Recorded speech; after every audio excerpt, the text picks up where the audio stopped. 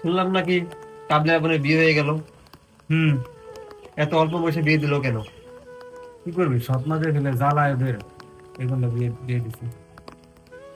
তাহলে তো বিয়ে দিতেই হবে।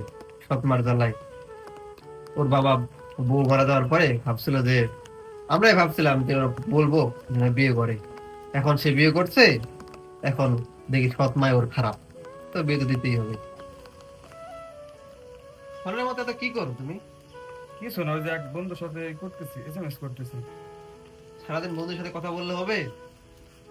আর হ্যাঁ, শুনলাম ওই যে সজীব আর শাকিলের মধ্যে কি জানি হয়েছে, ওই ভাই ভাই কি দণ্ড হয়েছে।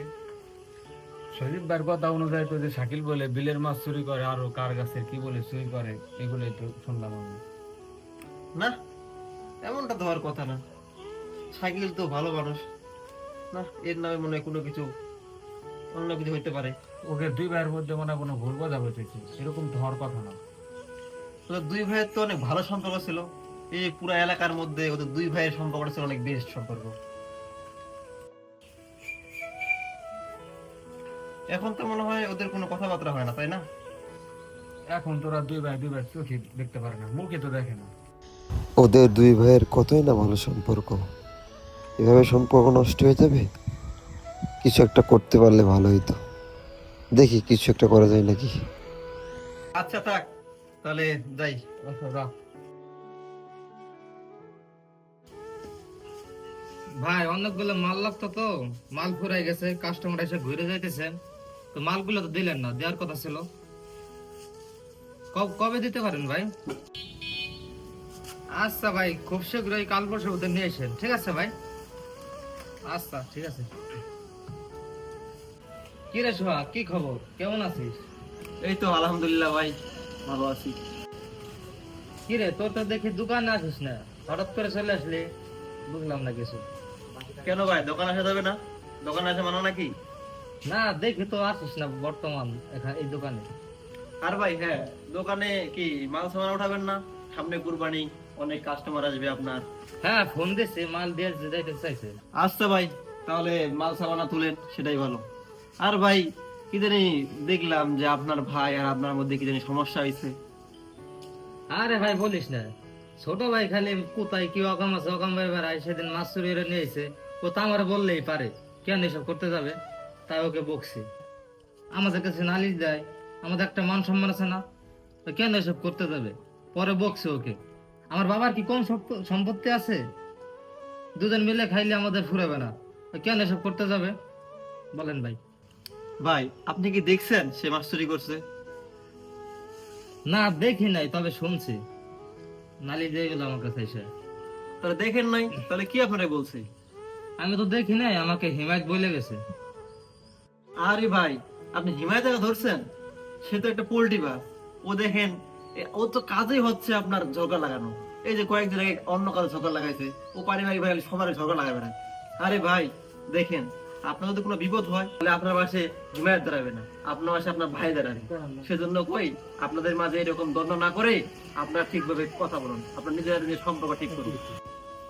আর ভাই শুনেন, আপনার শাকিল, আপনার ছোট ভাই শাকিল, ওই যে আপনি ঝগড়া করছেন, সেজন্য ও সকাল থেকে খায় নাই। আপনার ঝগড়া করছেন সেজন্য খাওয়া দাওয়া করেন নাই।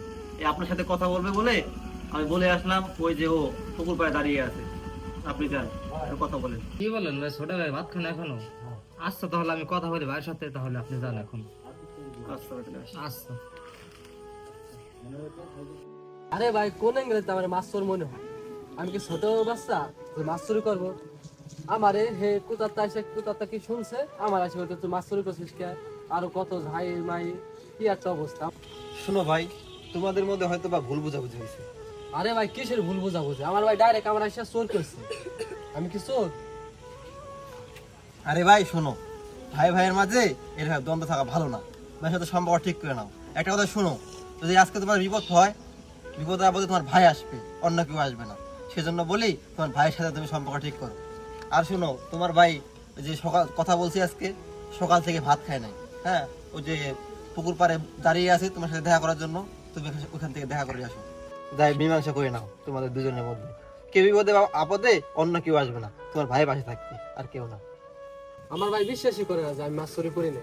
আমি খারাপ কাজ করতে পারি না, সে জানে, তারপরে আমার এসে চুরি অপবাদ দিতে পারে। আরে ভাই, হয়তোবা তোমাদের মধ্যে ভুল বুঝাবুঝি হয়েছে। কোনো একজন হয়তোবা তোমাদের মধ্যে অন্য কিছু খারাপ সম্পর্ক নষ্ট করার জন্য এটা বলছে। তোমরা যাই কথা বলো, কথা বলে ঠিক করে নাও। হ্যাঁ, এটা ভালো হবে তোমাদের মধ্যে। বিপদে আপদে তোমার ভাই তোমার পাশে আসবে। যাও, তোমার ভাইয়ের সাথে কথা বলে আসো। আচ্ছা দেখি ভাই, শুনিনি আমার কথা, আমি কিছু করিনি। আচ্ছা তাহলে যাও।